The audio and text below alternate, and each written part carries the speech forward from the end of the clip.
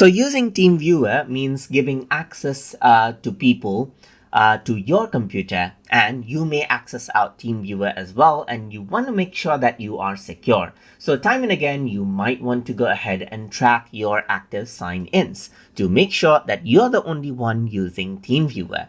So to do that, you need to go around over here onto the gear icon, and over here on the left hand side, you can see active sign-ins. If I were to go ahead and click right here, you can see that I signed in using Chrome browser right here, just like this. So you can see that this is what you have right here. You got the Chrome browser, and then you can even go ahead and then click on this to delete it, as you can see right here. And then it's signed out of Chrome browser.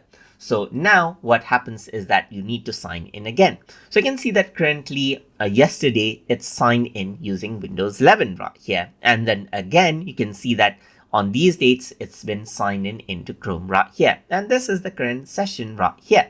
If I want to go ahead and then disable out the sign in, that is log out of the current device, you can simply go ahead and click on this to remove right here.